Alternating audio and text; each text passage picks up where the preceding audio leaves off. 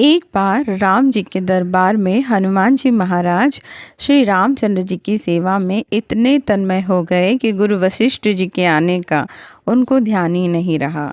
सभी ने उठकर उनका अभिवादन किया, पर हनुमान जी नहीं कर पाए। वशिष्ठ जी ने श्री रामचंद्र जी से कहा, राम, गुरु का भरे दरबार में अभिवादन नहीं कर अपमान करने पर क्या सजा होनी चाहिए?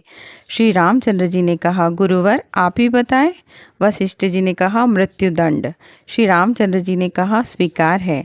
तब श्री रामचंद्र जी ने कहा कि गुरुदेव आप बताएं कि यह अपराध किसने किया है। बता दूंगा, पर राम वो तुम्हारा इतना प्रिय है कि तुम अपने आप को सजा दे दोगे पर उसको नहीं दे पाओगे।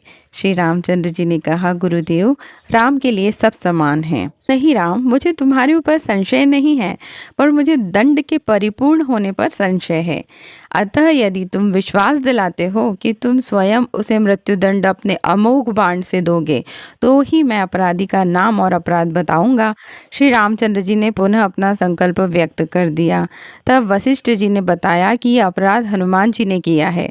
हनुमान जी ने भी स्वीकार कर लिया। तब दरबार में राम जी ने घोषणा की कि कल सायंकाल सरयू जी के तट पर हनुमान जी को मैं स्वयं अपने अमोघ बाण से मृत्युदंड दूंगा।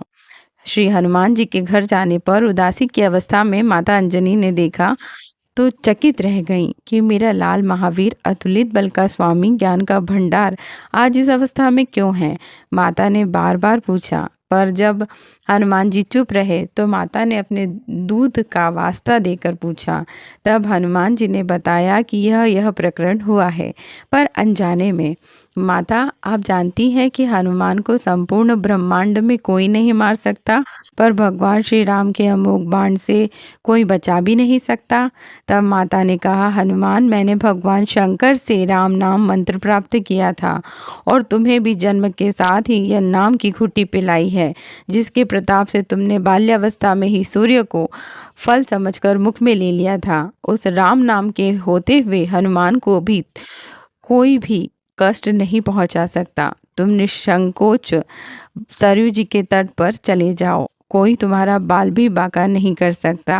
राम नाम की शक्ति के सामने राम की शक्ति और राम के अमोघ बाण की शक्ति महत्वहीन हो जाएगी। जाओ मेरे लाल, अभी से सरयू जी के तट पर जाकर राम नाम का उच्चारण करना आरंभ कर दो। माता के चरण छूकर हनुमान जी सरयू किनारे राम राम राम रटने लगे। सायंकाल राम अपने संपूर्ण दरबार सहित सरयू तट पर आए। सबको कौतूहल था कि क्या राम हनुमान को सजा देंगे, पर जब श्री राम ने बार बार राम बाण अपने महान शक्तिशाली अमोघ शक्ति बाण चलाए पर हनुमान जी के ऊपर उनका कोई असर नहीं हुआ, तो गुरु वशिष्ठ जी ने शंका जताई कि राम, तुम अपनी पूर्ण निष्ठा से बाणों का प्रयोग नहीं कर रहे हो। तब श्री राम ने कहा कि हाँ गुरुदेव, मैं गुरु के प्रति अपराध की सजा देने को अपने बाण चला रहा हूँ, उसमें किसी भी प्रकार की चतुराई करके मैं कैसे वही अपराध कर सकता हूँ? तो तुम्हारे बाण अपना कार्य क्यों नहीं कर रहे हैं? तब श्री राम ने कहा, गुरुदेव, हनुमान राम राम राम की अखंड रट लगाए हुए हैं। मेरी शक्तियों का अस्तित्व राम नाम के प्रताप के समक्ष महत्वहीन हो रहा है। इससे मेरा कोई भी प्रयास सफल नहीं हो रहा है।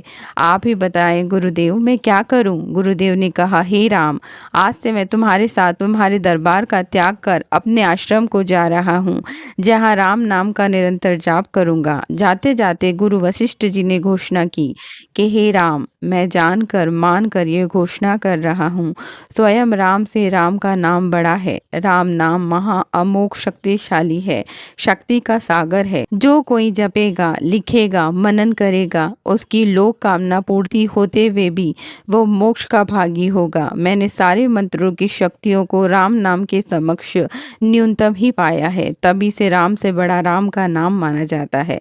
वो पत्थर भी तैर जाते हैं जिन पर श्री राम का नाम लिखा होता है, तो क्या मनुष्य नहीं तैर सकते? क्या मनुष्य का भाग्य नहीं तैर सकता?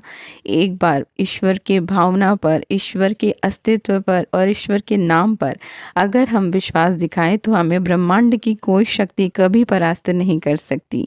जय श्री राम, जय सिया राम, जय जय हनुमान। हर वक्त राम नाम की धुन लगाए रहिए और जाते जाते मेरे चैनल को प्लीज़ सब्सक्राइब ज़रूर कर लीजिएगा। नमस्कार, प्रणाम, जय सिया राम।